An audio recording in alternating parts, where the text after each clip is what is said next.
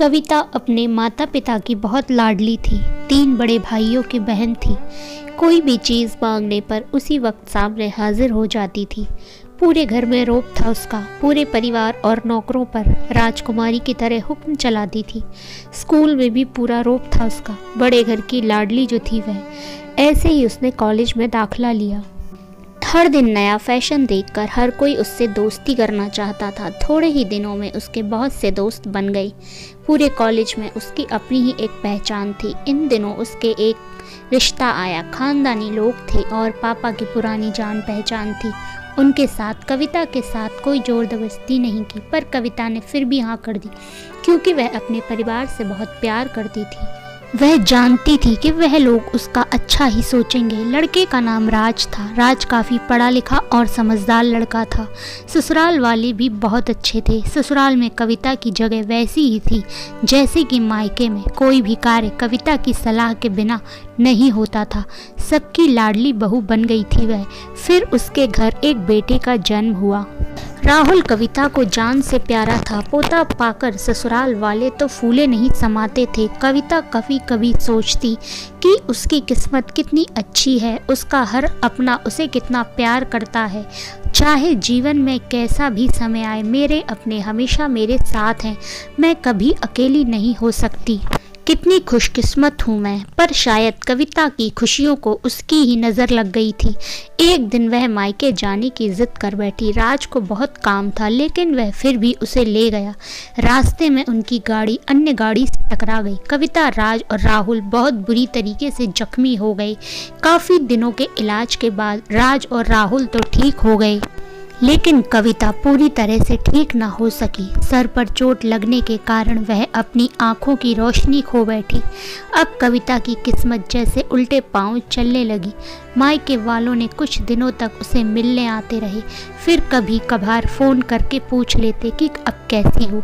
धीरे धीरे ये सिलसिला भी कम हो गया।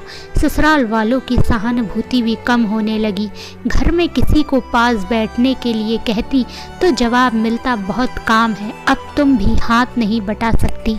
राज भी चिड़चिड़ा हो गया था। बस राहुल ही था उसके साथ, जिसके साथ हंसते खेलते उसका वक्त गुजरता।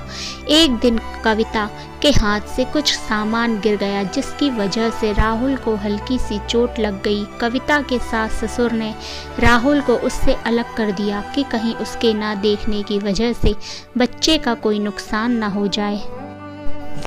कविता अंदर से टूट चुकी थी। एक दिन उसने सबके सामने मायके जाने की इच्छा रखी तो राज उसे तुरंत मायके छोड़ आया, जैसे कि वह यही चाहता था। लेकिन राहुल को उसके साथ नहीं भेजा गया। कविता कभी राहुल से दूर नहीं रही थी, पर अपनी कमी के कारण उसने ज़्यादा बहस नहीं की। कविता को लगा कि वह 3-4 दिन वहाँ रहेगी तो थोड़ा हवा पानी बदल जाएगा, क्योंकि वह इतने दिनों से कहीं भी बाहर नहीं गई थी। घर वाले भी इतने दिनों बाद उसे देखकर कितने खुश होंगे। कविता के घर पहुँचने पर सब लोग बहुत खुश हुए। खाने में सब कुछ कविता की पसंद का ही बना था। उसने अपने मम्मी पापा और भाई भाभीयों से दिल खोल कर बातें की। उनके छोटे छोटे बच्चे भी बुआ के साथ घुल मिल गए। रात को सोने के वक्त जब वह कपड़े बदलने लगी तो उसे पता चला कि उसका बैग तो बहुत भरा हुआ था। वह सब समझ गई। वह बहुत उदास हो गई। कुछ दिनों तक तो सब ठीक रहा, फिर जैसे सब बदलने लगा, सबका व्यवहार सब बदल रहा था। वह लोग जैसे थक चुके थे उससे। सब लोग घुमा फिरा कर पूछने लगे कि राज कब आ रहा है उसे ले जाने। वह बहाना बना देती, जबकि वह जानती थी कि वह घर में अब उसके लिए कोई जगह नहीं। कविता से चलते वक्त कुछ ना कुछ नुकसान हो जाता। थोड़ी बहुत टोका टाकी उसे सुनाई देती तो वह टाल देती। एक दिन उसके हाथ से लगकर एक कीमती फूलदान टूट गया। छोटी भाभी ने बहुत हंगामा मचाया। कविता के माता पिता रोज रोज के झमेलों से तंग आ गए थे। उन्होंने राज को खुद से फ़ोन कर दिया। राज कविता को अपने घर ले गया। कविता को अपने परिवार वालों से ये उम्मीद न थी। जिस कविता के कहे बिना घर में एक पत्ता भी नहीं हिलता था, उस घर के लिए वह अब बोझ बन चुकी थी।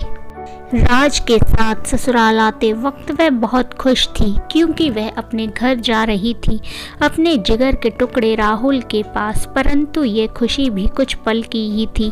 सारा बंदोबस्त पहले ही किया हुआ था। कविता को सीधे ऊपर वाले कमरे में पहुंचा दिया गया। राहुल से दूर रहने की सख्त चेतावनी दी गई। एक काम वाली लता को उसकी जिम्मेदारी सौंपी गई, जो उसके खाने पहनने जैसी ज़रूरतों का ध्यान रखती।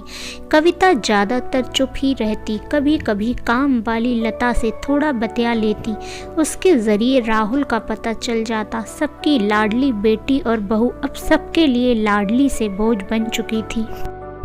दोस्तों, अगर आपको ये कहानी अच्छी लगे तो मेरे चैनल को सब्सक्राइब करें।